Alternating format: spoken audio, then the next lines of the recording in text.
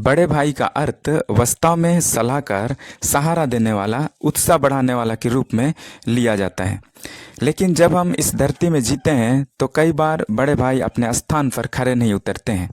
बड़े भाई से मेरा मतलब है जो हमारे जीवन में हमें आगे बढ़ा सकता है या जिनसे हमें ये उम्मीद रहती है। हाबिल का बड़ा भाई कैन। प्रथम पुरुष आदम का पहला पुत्र कैन था और दूसरा पुत्र हाबिल। ये दोनों परमेश्वर को भेंट चढ़ाने गए। परमेश्वर ने हाबिल की भेंट को ग्रहण किया परंतु कैन का नहीं, क्योंकि उसके काम बुरे थे। बाइबल बताती है कैन इस बात से अति क्रोधित हुआ और उसके चेहरे पर उदासी छा गई। कैन के अंदर अहंकार था। वह खुद को अपने छोटे भाई हाबिल से नीचा होता हुआ नहीं देख सकता था। उसने अपने भाई को जान से मार डाला। मानव इतिहास का यह पहला मृत्यु था जिसमें छोटा भाई अपने ही बड़े भाई के द्वारा मार डाला गया।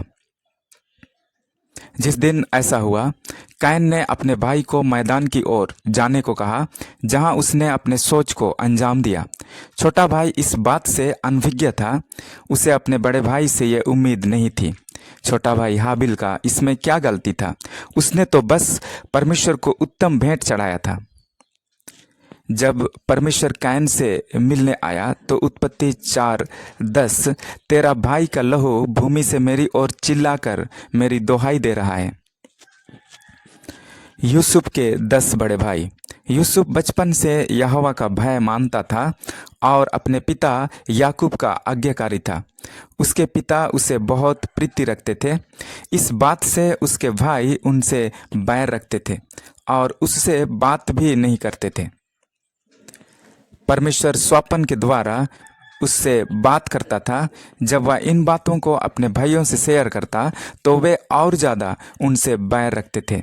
एक बार उसका पिता यूसुफ को अपने भाइयों का हाल समाचार जानने के लिए भेजा। वह उन्हें बहुत ढूंढते हुए उनके पास पहुंचा, लेकिन उन्होंने उसके साथ अच्छा व्यवहार नहीं किया। वे उसका कपड़ा फाड़े, उन्हें गड्ढे में उतारा, फिर बाद में उन्होंने उसे इस्माइलियों के हाथ में बेच दिया और अपने पिता के पास यह संदेश कहला भेजा कि उसका पुत्र जंगली जानवरों द्वारा मार डाला गया है।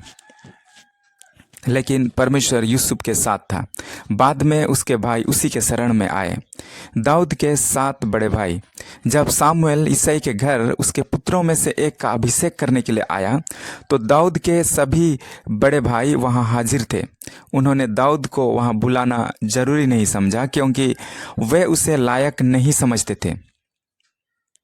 जब दाऊद के सभी भाई बारी बारी करके सामुएल के पास आने लगे तो यहोवा ने उन्हें अभिषेक के लिए मना किया, क्योंकि परमेश्वर का देखना मनुष्य का सा नहीं है।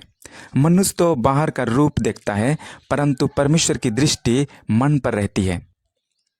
बाद में वही तिरस्कृत किया हुआ दाऊद अपने भाइयों के बीच अभिषेक किया गया। इतना ही नहीं, जब वह गोलियत से लड़ने के विषय लोगों से बातें कर रहा था तो उसका बड़ा भाई एलियाब क्रोधित होकर उसे डांटने लगा। पहला सामुएल 17:28, तेरा अभिमान और तेरे मन की बुराई मुझे मालूम है। तू तो लड़ाई देखने के लिए यहाँ आया है। आगे के पदों में लिखा है, दाऊद अपने मुंह को दूसरी ओर फेर लिया। उस दिन परमेश्वर ने उसे एक बड़ा विजय दिया और बाद में वो एक महान राजा बना। यीशु हमारा आत्मिक बड़ा भाई। जब यीशु इस धरती पर थे तो परमेश्वर होकर भी वे बिल्कुल साधारण मनुष्य बन गए, शून्य बन गए ताकि हम गिरे हुओं को उठा सकें। उन्होंने अपनी सेवकाई में समाज के तिरस्कृत लोगों को चुना, अनपढ़ मछुआरों को अपना चेला बनाया, पापियों के घर में खाना खाया। सदुकी और फरीसी यीशु के रवैया से परेशान थे। वे लोगों को सताते थे, उन्हें ऊपर नहीं उठने देते थे। यीशु उनके विपरीत थे। वे लोगों को गिराने के लिए नहीं पर उठाने के लिए आए। एक बार यीशु जब झील में पानी के ऊपर चल रहे थे तो पतरस ने यीशु को कहा, मुझे भी आने की आज्ञा दे। यीशु पतरस की कमजोरियों को जानते हुए भी उससे कहा, आ जाओ। उसने ये नहीं कहा कि तुम्हारा विश्वास कम है, तुम लहरों को देखकर डर जाओगे, तुमसे ये नहीं होगा। यीशु ने जानबूझकर भी उससे कहा, आ जाओ, तुम भी कर सकते हो। यीशु हमारा वो आत्मिक भाई है जो हमारी कमज़ोरी में हमें बल प्रदान करते हैं। वो हर बार हमें आगे बढ़ने के लिए उत्साहित करते हैं। इसके लिए उसने हमें पवित्र आत्मा भी दिया है। उसने हमें ये भी कहा है, यदि तुम मुझ में विश्वास रखते हो तो मुझसे भी बड़े बड़े काम को करोगे। जब क्रूस की बारी आई तो उसने अपना जान को हमारे लिए दे दिया। गलती हमने किया था पर सज़ा वो उठा लिया ताकि हम बच जाएं। मेरे प्रिय मित्र, वो हमारा असली बड़ा भाई है। इस दुनिया में हम जिनसे उम्मीद करते हैं वो हमें छोड़ देंगे, तिरस्कृत करेंगे, खुद को बड़ा बनाने के लिए वे हमें दबा देंगे, लेकिन यीशु वैसा नहीं है। अगर दुनिया आपका साथ छोड़ दिया है, आपको उत्साहित करने वाला, आगे बढ़ाने वाला कोई नहीं है, तो यीशु के पास आएं। वो आपको बढ़ाएंगे। वो आपकी कमजोरियों को लेकर कभी निरुत्साहित नहीं करेंगे। क्या आप यीशु को अपना आत्मिक बड़ा भाई के रूप में ग्रहण करेंगे? प्रभु आपको आशीष दे।